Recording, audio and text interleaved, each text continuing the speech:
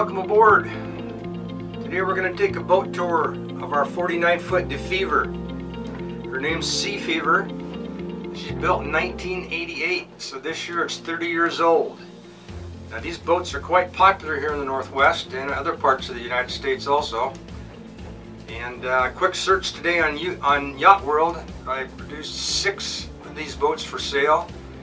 And they range from a 1981 model clear up to a 2018 model. So this model of boat's been pretty popular for many years. This boat has 2 main engines. They're 4 Lehman 135s, 135 horse piece. The cruise speed is about 7 to 8 knots. And at that speed we're burning about 2 to 2.5 gallons per hour per engine. Without any further ado, let's take a look. This boat is well equipped for cruising the Pacific Northwest. It's got Naiad hydraulic stabilizers, so when you're crossing the Straits of Georgia, the Queen Charlotte Straits, or the Dixon Entrance, and taking those seas on the beam, it really smooths things out a lot. We got a 600 gallon per day water maker, so you don't have to go to port every week to get water. We got an 8 kW Westerbeek generator, and then I got a 6500 BTU Hurricane diesel furnace because it even gets a little bit damp and chilly on the summer days too. Entering the salon through the double cockpit doors. On the port side we have a custom built L-shaped settee with storage underneath. Also on this side is the television. We use a KVH antenna and direct TV, and with that set up we can bit all the local and the cable channels all the way up and down the inside passage. The table is a high-low adjustable with a granite insert.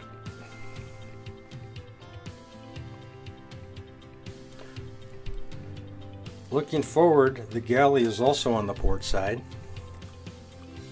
and the stairs leading to the pilot house are on the starboard side.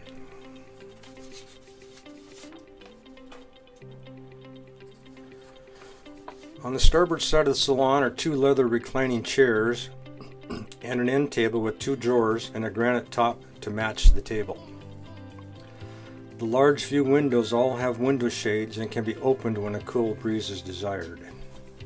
In the galley floor is located a hatch that leads down to the engine room. This is one of 2 ways to get into the engine room. The other is via the hatch in the cockpit. The countertops are all Corian. The stove is a 3-burner propane Force 10. Refrigerator is a NovaCool, and it works on 110 volt and 12 volt. The stove, the fridge, the microwave, the sink, all the under-counter lighting, the washer and dryer were all new in 2015. In the corner is an additional cold plate top loading freezer. The compressor for that is down in the engine room.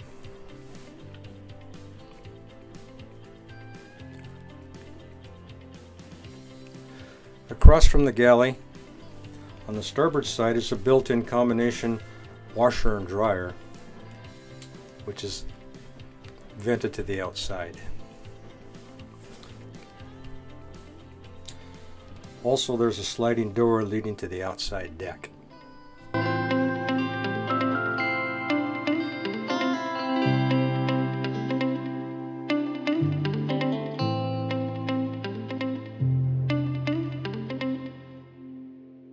The galley has plenty of storage.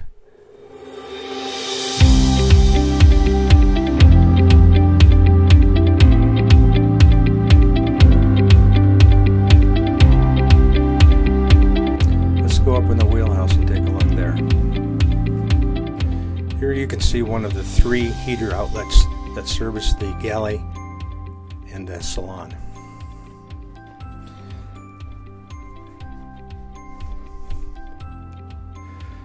Going up the steps to our immediate left is an ice maker,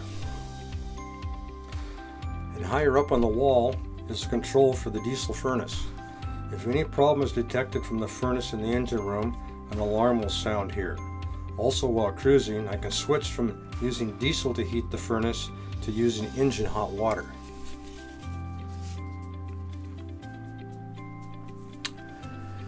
Here are the steps that lead up to the flying bridge. There's also a ladder back in the cockpit that take you up there also.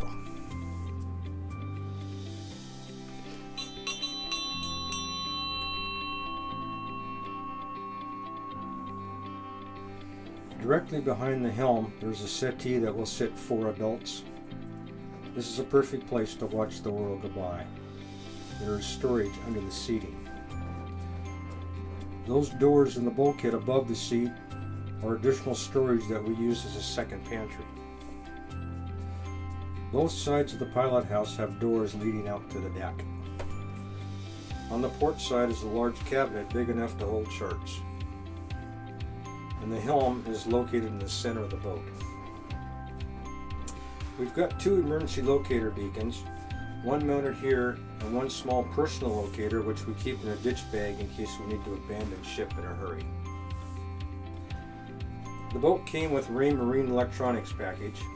On the starboard side we have the chart plotter, and on the port side this display is used for the radar, or it can be changed to the depth finder mode. One of the smaller screens is also used for a digital depth sounder reading. We also have here the controls for the bow thruster, autopilot, engine synchronizer, various switches for lights and wipers, and engine gauges. The electrical panel is located on the lower port side under the chart drawers. Back on the starboard side are the stairs leading down to the sleeping quarters and the heads.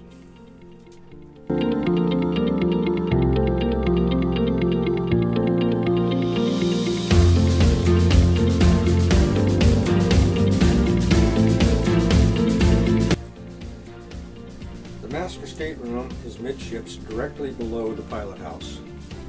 The bed runs fore and aft. There is storage underneath. On each side of the bed is a built-in nightstand. Directly across from the bed on the starboard side is a head with a good-sized shower. All the rooms downstairs have heat.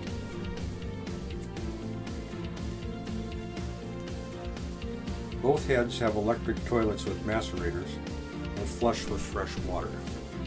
The countertops are Korea.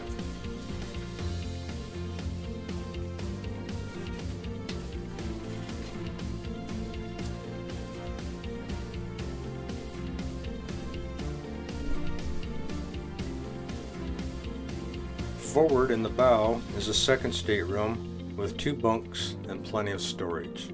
Also, there's a second head, it's a guest head.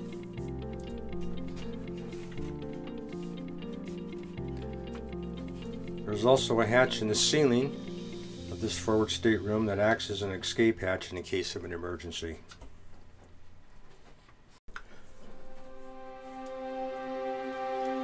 So let's go upstairs and take a look, see what we got up here. That's a propane locker there. Some rod holders for fishing rods. Keeps them out of the way so they don't get broken. You can see the satellite television antenna and the radar dome. Keep our crab pots up here and our shrimp pots. A couple of kayaks. Got some totes to keep some storage, some stuff in storage there. Also a davit there to lower our tender into the water. We've got pretty much all the same navigation equipment up here as we do downstairs. And there's our nice L-shaped settee. Now we could probably seat about 6 to 8 people up on that. It's got storage underneath there. Keep all my fishing tackle and all my shrimp bait and crab bait there. Also up here I've got a 12-foot aluminum skiff with a 15-horse Suzuki on it. This is what we use to take the dogs ashore and when we need to go to the beach. It's got electric start, it's got electric tilt. At 70 years old, I am done trying to pull and start outboard motors.